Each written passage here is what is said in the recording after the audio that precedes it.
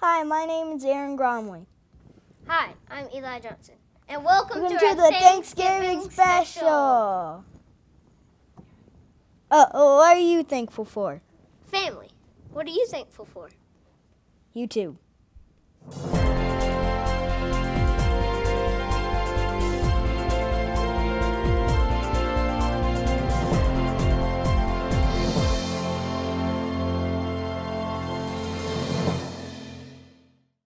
Welcome to JFWA Academy News. I'm Shayla Pointer. And I'm Elizabeth Melton. Thank you for joining us. In today's episode, we have an interview with the high school cross-country coach, Mr. Lockhart, followed by our Thanksgiving special for the Night Life segment. First up, our Shining Night interview is with former LMU president, Dr. Gary Burchett. Dr. Burchett was inducted into the JFWA Academy Hall of Fame during our homecoming event, which will be the focus of next week's broadcast. JFWA Academy News journalist Dakita Williams interviewed Dr. Burchett following the induction ceremony. Let's see what he had to say. I'm Dakita Williams, and I'm with Dr. Gary Burchett, who has just been inducted in the first ever JFWA Hall of Fame. How do you feel about, what are your feelings and thoughts about it? I'm just really excited, and I'm deeply honored to be in the first Hall of Fame at the JFWA Academy. It's just a real honor. So what is your involvement with the JFWA? Well, I'm on the Board of Trustees at LMU, of course, which is affiliated with the Academy, and I'm on a trustee committee that we have meetings periodically over the year and talk about needs and what's going on. So I try to stay in pretty good touch. So you're the president of LMU at one time? Yeah, I was president. I'm getting old now, and I was president a long time ago. I was president of LMU from 1981 to 1991, and it was just another honor to be able to be the founding person in charge at that time of the JFWA Academy. What are your favorite memories about being president and helping build JFWA Academy? Well, the president side of it, it was something that I never ever thought would ever happen to me. I never had a career goal to be the president of a college, and it happened, and I again was so proud of that opportunity. And then the JFWA Academy was a lot the same way. We had a set of circumstances in the community that freed open an avenue where we could at least think about having a private school, and the good Lord was good to us on both counts, and I've got so many good memories. It's unbelievable about LMU, and I'm still involved as much as I can be, but we've been blessed to have the school both ways. Well, thank you so much for taking time so we could interview you. Well, it's good to share my thoughts with you, and I appreciate you very much. Thank you so much. Please tune in next week for more about Dr. Burchett and JFWA Academy's first Hall of Fame induction. Stay tuned for our Night's Camera Action sports segment after the break.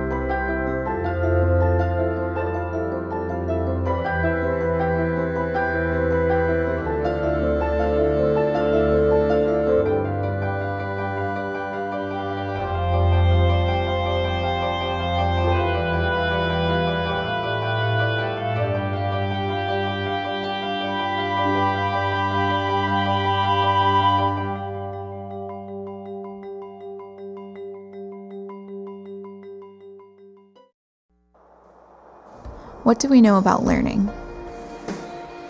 It takes place beyond the pages of a book. We learn by exploring, by trying new things, by connecting, by sharing. We learn by taking chances and dreaming big. At Lincoln Memorial University, learning is beyond the books. It's everywhere. Hello and welcome to Knott's Camera Action. I'm your host, Elizabeth Melton, and today we're interviewing Macy Caldwell and Coach Lockhart. Thank you for joining us. How long have you been coaching? I started coaching in 1996 here at the Academy, and in the years since then, I coached the Academy for, 4 or 5 years. Then I was LMU's cross-country coach for 5 years, and then I took a little time off. One of my old running mates from LMU was Academy's coach, and then I came back in 2010, so on and off for the last 21 years. What have you seen recently that you want to improve on with your team? Well, we're really young, and we're getting better. We've seen that we were going to start having success probably this year, and we did. But both the girls and the guys' high school teams are really young. So even though we've had quite a bit of success and accomplishment this year, what we could do the next 2 or 3 years is what excites me. And so we just need to keep improving. We have there was a whole sort of group of schools we wanted to be able to compete with and beat, and we're there now. So it's time to, as I was telling someone this morning, to keep climbing the mountain and go up to the next group and see if we can start competing for greater awards. How do you motivate your athletes? Cross country and running, to an extent, you have to be a self-motivated person. As I tell my students or my runners, this is not an easy sport, and one of the things I ought to say about cross country is that it's the sport that is the punishment for all other sports. And so you've got to have a certain amount of intrinsic motivation. Nevertheless, I try to share with them what I've learned over the years as a runner, as a coach. We preach grit and toughness, in particular, because it's not an easy sport. And at some point, I often say cross-country running is about pain management, handling your discomfort. So we talk a lot about that and try to motivate them in that sense. Can you give us an overview of how the season went? It went great. First, I guess the thing I would mention would be our participation rate in cross-country. We have elementary, middle, and high school runners, and this year I coached the middle school and the high school, and my assistant coach, Jim Melton, was the head coach for the elementary. We had 39 runners, and in a school of 150 kids, I think that's impressive, and that's a trend that's been going on for a few years now. We had 44 runners last year and about 35 the year before that, so that's one of the things we're most proud of, is the number of kids we get involved in the sport. But aside from that, as far as the competition itself, we had a really great year. Start here with Macy. Macy's a very accomplished runner, even though she just wrapped up her middle school career, but she's a name that's well known in cross-country circles around East Tennessee. And at the middle school level, we run against the best East Tennessee's got, and our runners, especially Macy, have done quite well. So middle school takes a little explanation, because the middle school level, there's actually 2 state meets. There's TMSAA, which is the state association. They just started holding state championships, I think 3 or 4 years ago, and we just joined this year. And you have to go through a qualifying meet to get there, but we went to that, and Macy finished second in the qualifier. And then at the state meet, they split into classes, small schools and large schools, and Macy was third in the state meet. And so that's the highest finish in any state meet we've ever had for any runner. And then there's also another state meet, which is actually older, and it's hosted by Knoxville Youth Athletics in Knoxville. And it's not classes, it's all runners from all size schools. It's very competitive. And Macy's qualified for that for years, and she usually notches a top 20, top 30 finish. This year she was 31st, and that's running against some of the best in the state. And then at the high school level, as I mentioned earlier, we have been anticipating, particularly on the boys' side, we would start to get competitive this year, very competitive, because we had 2 middle school runners, Patrick Moore and Daniel Gow, who were going to move up and supplement the team with what we had returning, and they did that. And so on the guys' side, we were able to win a meet at Thomas Walker. We finished second at a meet at Middlesboro. We finished second at Scott High, 2 state qualifying teams. In fact, I just checked the state championship results in Tennessee, and there were teams that finished in the top 10 of the state that we beat this year. So on the guys' side, it was great. And on the girls' side, we're starting to see that team come together. They got really competitive toward the end. We had 2 freshmen come in, Presley Cole and Kirsten Keith, who a bit of a surprise, and they improved mightily. And then we had all our returning runners really improve. So we're looking for great things from them next year. Can you tell us about this weekend? Sure. This weekend was pretty great. We had a lot of great athletes that came out and performed very well. A lot of us got our PR, and the race was an overall great experience. There was a lot of great runners out. It was a very fun race to run. There was great competition for the runners there, and we had a lot of fun as a team, and I had a lot of fun as an athlete going there to race. It was cold, but it was still fun. I think we all had a great time being there as a team, being able to spend the night as a team. I think we all just had a great time, and I had a great time, and I just want to thank Coach Lockhart for setting that up for us to be able to go. So, Thank you for joining us. Stay tuned for Not Live after the break. Guess what? I have some news for you. There's free food right there, junk food. You see that truck? Oh, jeez. It's a 2 Michelin star chef. All for free, ladies and gentlemen. All for free. Here we have a panzanella with summer vegetables and pesto. Enjoy. How we doing? Fantastic. So what do you got going on underneath that plate there? This food is really about to be thrown away. Yeah. Bro? Is there something wrong with this food? Where did you get it from? From farmers markets. They put aside the ugly vegetables and the ugly fruits. Carrot top, soft avocados. It was all food that was going to be discarded. Even the drink you had is made from like a little bruised peach. Did it taste a little bruised? Great. That was good. The average person throws away 24 pounds of food a month. That's a lot. Isn't that a lot? Go visit savethefood.com for more information. Thank you. Junk food time!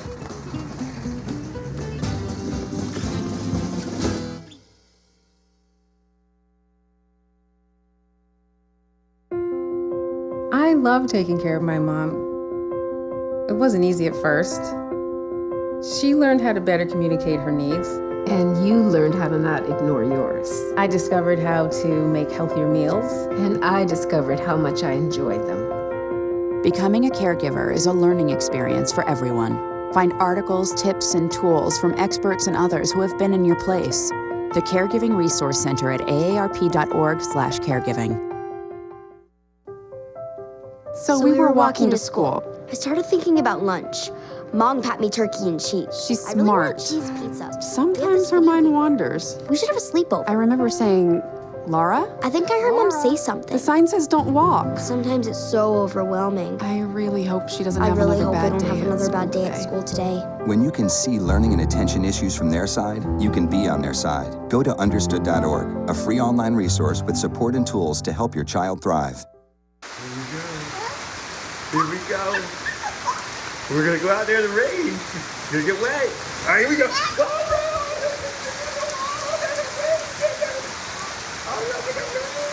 Okay, quick.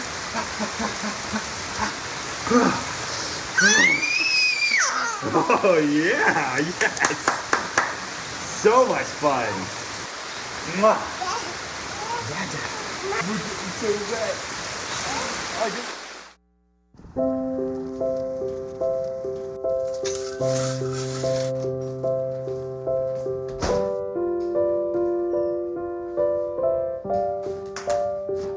I like to eat apples and bananas. I want to eat apples and bananas. I need to eat apples and bananas. Why can't I eat apples and bananas?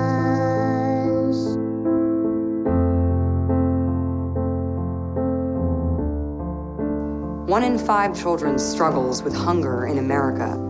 Support the Feeding America nationwide network of food banks to help provide meals to those in need. Join us at feedingamerica.org. We here at J. Frank White Academy would like to thank the people who take care of us. We're thankful for our cafeteria staff who feed us. We're thankful for campus security who keep us safe during our traveling around campus. We're thankful for our wonderful school, our learning environment, and the teachers who take care of us, providing all the help and support we need. We talked to other Academy students and asked what they are thankful for. Here's what they had to say. I am thankful for this lovely school, for what it's done for my education, and these people who have helped me through the process of getting a good education, and my family, this location, our area, and everything. I'm thankful for basketball and my mom and dad, and that's about it. I'm thankful that I wake up under a roof every morning and I have a great family that loves me to death. I'm thankful for my hair. So what are your all's family traditions for Thanksgiving? Well, basically, my family, we just eat like the normal dinner with the giant turkey, and we have like this giant family photo. And we always make sure to make fun of my mom because the first time she came to America, she thought the turkey was a giant chicken. And that's my family tradition. Me and my mom usually wake up at about 8 o'clock, and we turn on all of the TVs in the house to the Macy's Day Parade. We start cooking, and then slowly the family starts waking up, and everyone just joins in and watches the Macy's Parade. We talk about the floats, sing with some of the songs, and then once the meal is finished, my grandpa and grandma come over and help us eat it all. For my family, we kind of do something similar to what y'all do. We always get up, we turn on the parade, and if we wake up late, we set it to record so we can watch it from the beginning. And then my mama cooks dinner, my nana cooks dinner, my Aunt Patty cooks dinner. They all cook a different food. And then we all eat as a family. And then after dinner, me and my dad always go Black Friday shopping in Knoxville. What are you guys thankful for?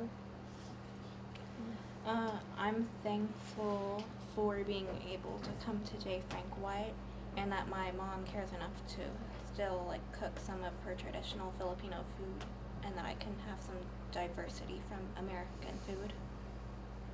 I'm thankful that I have the pleasure of living in a free country, and for the men and women who fought for my right to live in a free country. I am thankful for the opportunity to, like Victoria said, get to come to school here and further my education to better myself for the future. What are you thankful for? I'm thankful for my family, the sports I get to play, getting to come to an amazing school like you guys, and being able to celebrate holidays like Thanksgiving. So what does your family do on Thanksgiving, like your traditions? Well, we drive up to my aunt's house. It's a couple hours away. Then we all have a big dinner, and we usually help cook it if we get there early enough. And we always take a family picture with some of you guys. I'm thankful for my family and my ability to come to this school. I'm thankful for my family, friends, church, and pizza. I'm thankful for my family and for my school. I'm thankful for milk and cookies. I'm thankful for my friends and family. Thankful for family, friends, and life. I'm very thankful for my family and God and Jesus Christ. So. I'm thankful for each and every day of my life, and I'm thankful that I get to spend each and every day of my life with my best friends and French fries. Thankful for comic book movies. Basketball and my teammates. Everything, man. Everything. I'm grateful for my family. So, what are you thankful for? I'm thankful for my friends. What are you thankful for? I'm thankful for the family and friends God has given me. So Lexi, what are you thankful for this Thanksgiving? I'm thankful for my friends and family. What are you thankful for? Potato soup. What are you thankful for, Abby? I am thankful for my pets and my parents. What are you thankful for? I'm thankful for my brother and my family. From all of us here at J. Frank White Academy News, we are thankful to our viewers for watching, and we hope you will tune in next week for our homecoming coverage.